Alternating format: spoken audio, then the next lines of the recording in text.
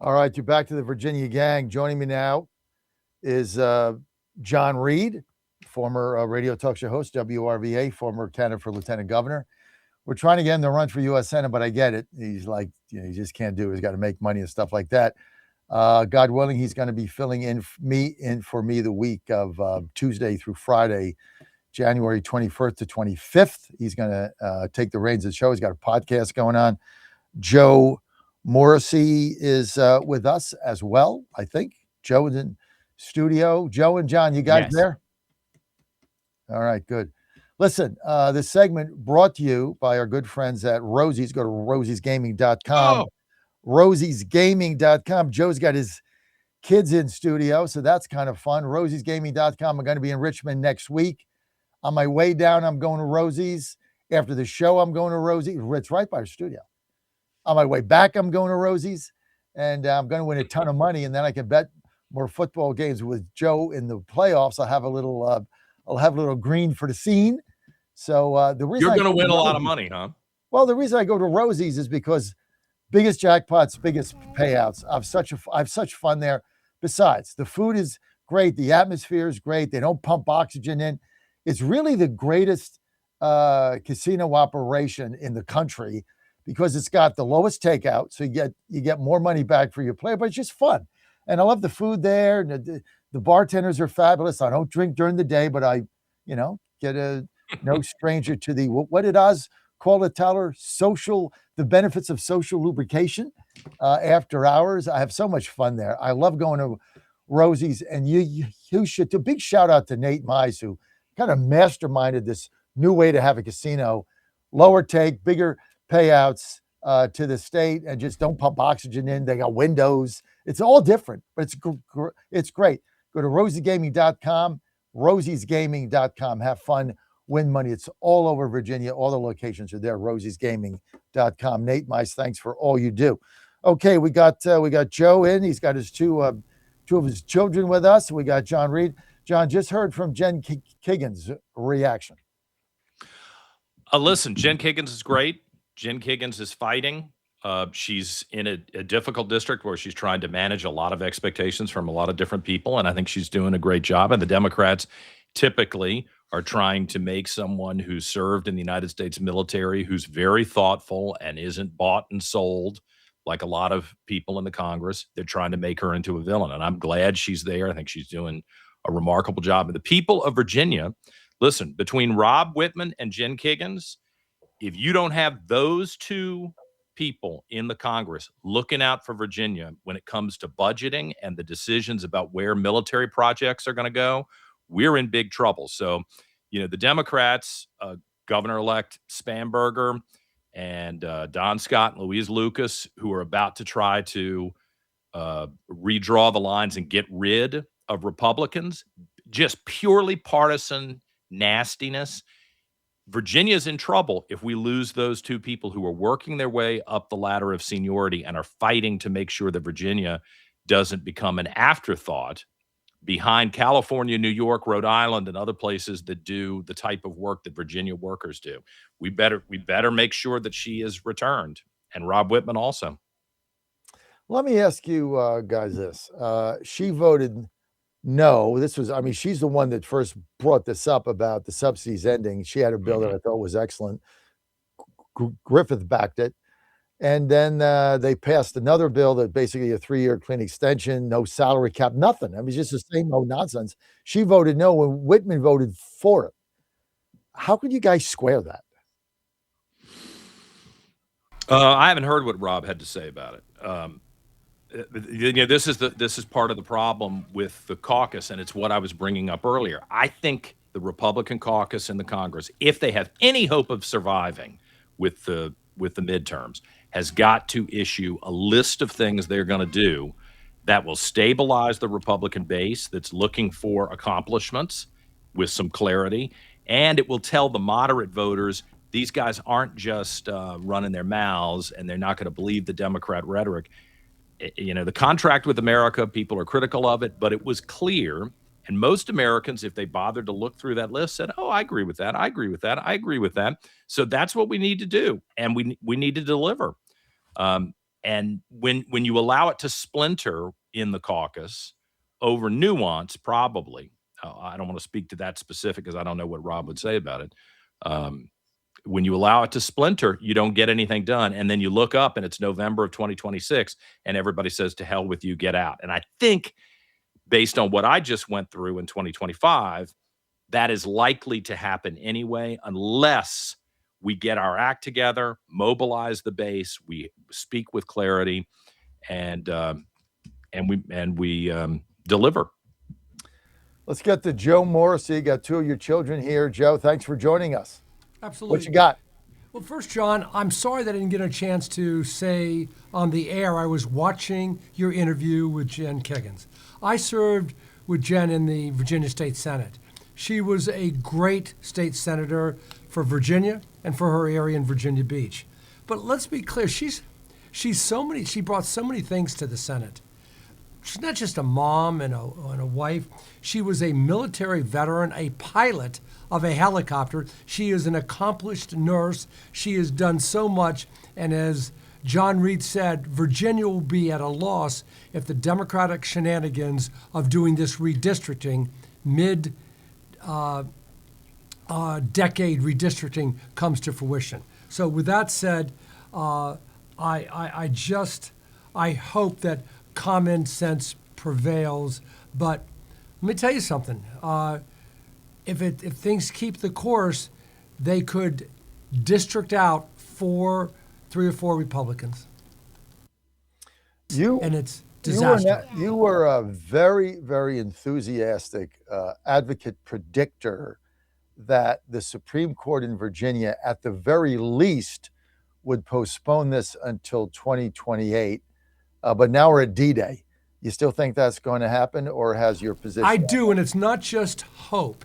It's because if you look at the law, the D's did not follow what they're supposed to do. It was a mixture of a referendum in between 2 elections. And in between one of the elections, people were already voting. That's one. I mean, tens of thousands of Virginians were disenfranchised if this goes forward. Number 2, they didn't follow the law and posted in circuit courts throughout the Commonwealth. Yes, John, I think the Supreme Court will say that this mid-decade redistricting is unconstitutional. I stand by that.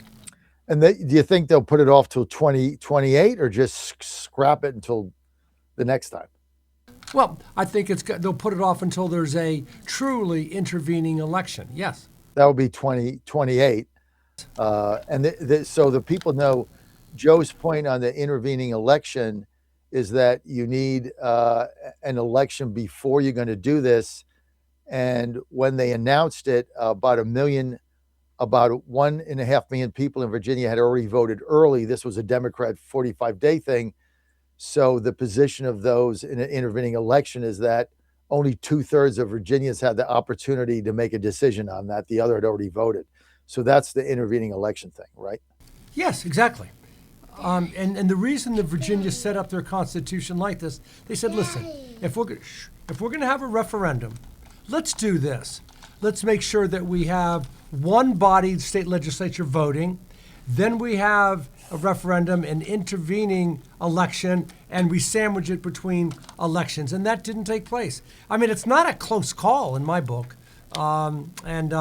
I just believe in my heart that rational minds will prevail in the Virginia Supreme Court. I got to tell you something, too. I'm looking at this screen, and I've got 2 of the best-looking guests on that I've ever seen. Well, you know what? Let you guys continue, because I agree we could all enjoy the family time. It's very heartwarming, and I'm going to jet off, John, to go do my program, the Reed Revolution podcast, and I hope people will stick with you, and then maybe they'll watch me a little bit later today, because it's always John, online. I meant to say, Reed, congrats on kicking off that podcast. I've spoken to your producer, Dan Hobgood, several times, and it sounds like so far you're wildly successful, and I wish you continued good luck. And is there a belated happy birthday? Is Monday. that correct? Double Okay. nickels on Monday. It was All right. It was a great day. We went and watched, typical of me, we went up to D.C. to see the Washington Monument illuminated for the 250th beautiful. Yeah. that was how I wanted to spend my birthday, was a celebration of America, and it was great. I really enjoyed it.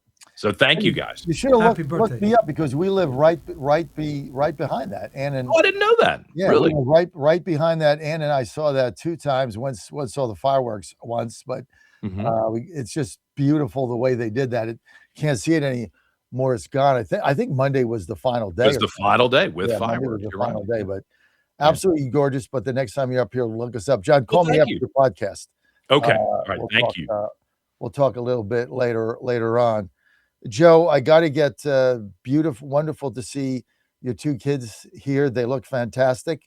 Great to have them. I know they're big fans of mine. Today, John. Hey guys, Can great you to say see hello you. to Mr. John? Say hello, John. Hello, Mr. John. You talk all the time around the house. I'll go figure. By the way, I heard your soliloquy about Rosie's, and just for the listening audience out there, let me explain to you why he enjoys Rosie's so much. He goes there and he's got spending cash. Shh, hold on. He's got $300 or $400 spending cash in there, and the way he gets that money is when he knows he's going to Rosie's. The first step is to call Joe and say, Joe, do you want to make a football bet today?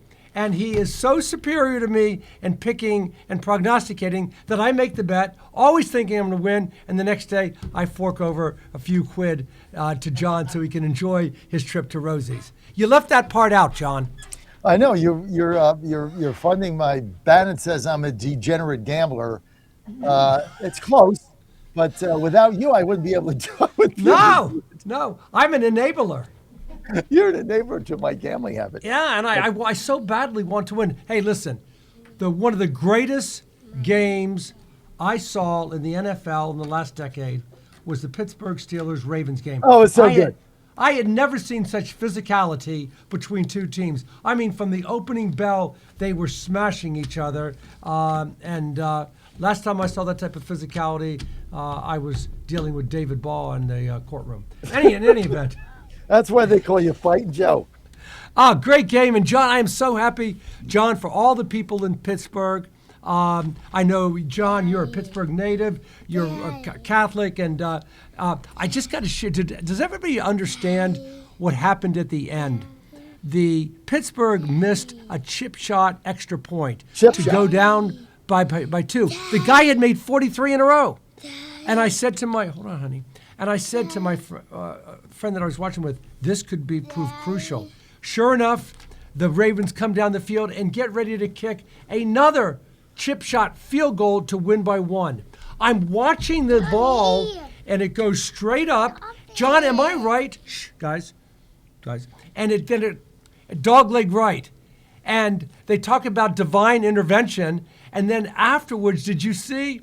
They showed a clip of that Roman Catholic priest sprinkling holy water on that end of the end zone before the game. Just saying. I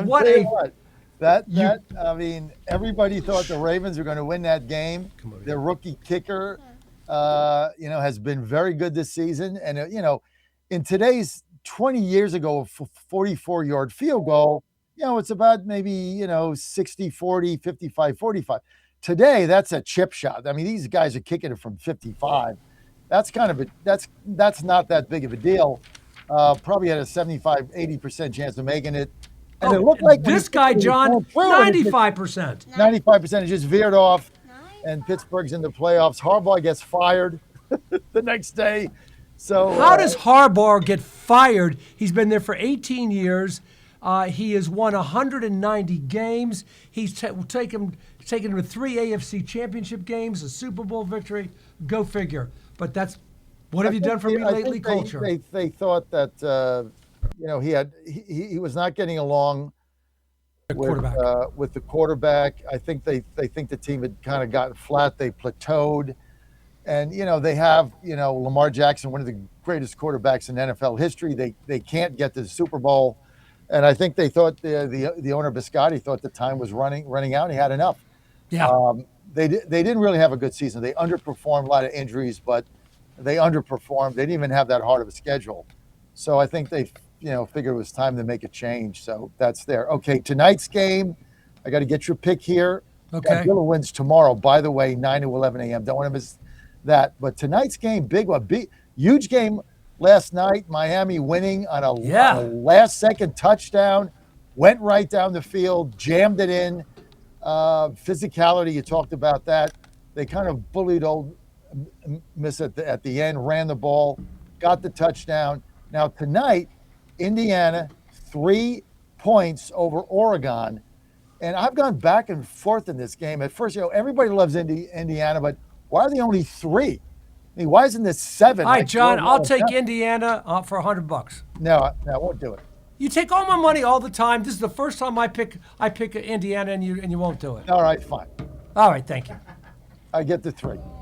Yeah, you get 3 points. I take So Indiana. what I'm going to have to do is bet. I think Indiana's going to win, so I'm going to have to bet more on Indiana to make your 100 up. I just don't see this team getting beat, Joe.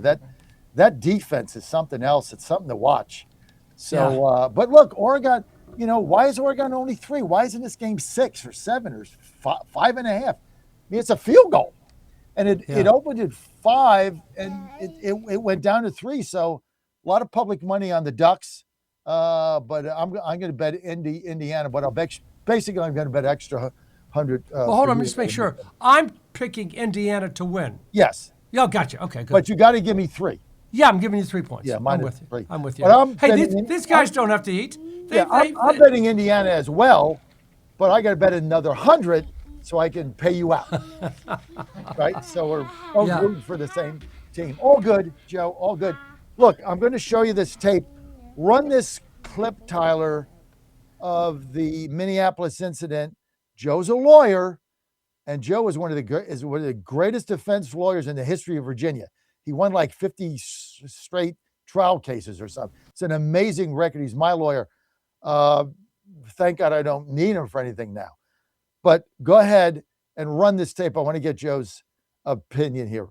Run this tape.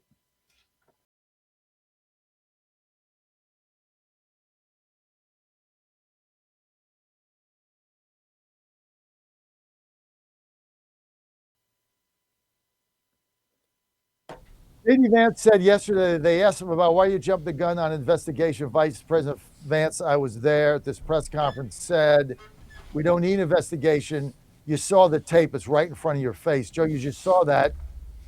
She tried to run the guy over. She hit him. What was your reaction to that? All right, my reaction, I've seen the video a half a dozen times, and my reaction is the same since the first time that I saw it, including when it went into slow motion, frame by frame. Let's start with the beginning. The police are acting appropriately when they walk up to the car. The one police officer is acting appropriately when he goes to open the door. She backs up. There is no question that she was trying to leave the situation, call it flee or whatever. Now, the other officer, as she puts it into gear, he is in front of the vehicle, then he moves off to the right, all right? He has got a argument, if he were ever to be charged, he has got an argument that he was acting in self-defense. Here's why. And by the way, there's no question it was tragic. I wish force had not been used. Here's why he's got a cogent argument of self-defense. 2 months earlier, that same individual had been dragged by another SUV down the road. So you look at self-defense from the perspective of the individual who was shooting. In his mind, his life was in danger, and he fired the shot. Okay, if he were charged in a state court in Minnesota, I think he is acquitted. That's what I'm saying. Okay. And one of the things you mentioned is he was in front of the car, and he moved to the right, and she veered to the right. I mean, that's why she hit him. If she hadn't veered right, here's what happened. Towards him. He's standing in front of the driver. She goes to the right, and he's falling. And then he goes to the right, so they're missing each other. But still, It's the perspective of the individual that does the shooting. In his mind, he has a colorable argument that his life was in danger. That's all I'm saying. Yeah, the officer couldn't see the wheels under him. He didn't know which way it was going. But he was still hit. You saw in that video, he was still hit by it. I mean, she turned the wheel towards him.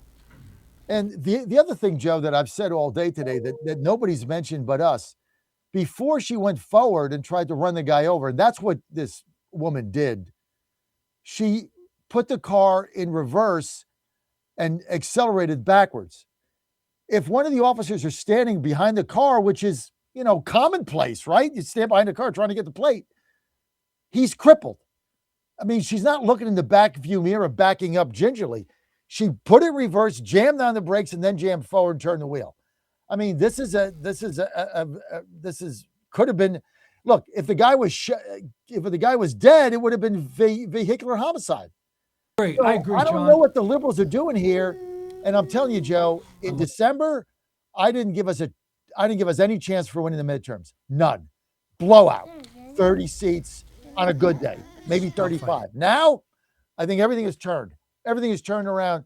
You can't operate a country this way. And I think average people are like, wait a minute, officer says get out of the car. You lock the door and try to run them over, and now it's the officer. John, what do you mean that you think things have changed? You mean to favor Republicans? Yes. Okay. Well, and that I'm not going to agree with you on that point. Here's why. The average person that is looking at this tape, okay, and says to themselves, that was wrong, I shouldn't have been there, and it doesn't help the Republican brand. I gave you a perspective from a defense attorney who would be defending that individual, why he couldn't be convicted of a charge. So I'm not sure, John, with the sentiment right now out there that this helps Republicans unless there is a massive groundswell and folks say, we're losing this country. That's coming. And you couple that with Venezuela, and we're going to get oil under $50 a barrel. And we locked up a drug dealer killing our kids, and finally somebody had the balls to do it, and it was done perfectly. These are the two things that I think are game changers. But to your point, I think the backlash from Americans is going to be, this country's going into chaos. Officer stops your car. You're the one that's causing the problem. You went there, you parked the perpendicular, nobody could get through. They went out, they went up to the car. They said, got to get out of the car. She locks it, runs them over, and now it's the cops' fault. People, you can't have a country in this level of crime chaos. Can't do it when you can't go down the street. I think there's going to be a silent backlash that is going to blow the Democrats out of the water. Joe, I got to go. All right, John. Best to you, your children, your family. Thanks for being with us. We got to do a best stuff for Michael Patrick Leahy. He just called in sick today. He's out sick. And so there'll be a best stuff there. And don't forget, I'll see you tomorrow, 9 a.m. on Godzilla Wins. Don't want to miss that. 8 to 9 a.m. is Killer Call Show. Don't want to miss that either.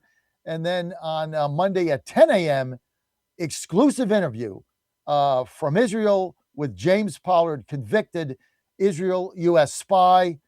Now that Ames is dead, saying that he was framed, we're going to hear what he has to say live Monday, 10 a.m., right here on the John Fredericks Media Network. I'll see you tomorrow, guys, 9 a.m. on Godzilla Wins.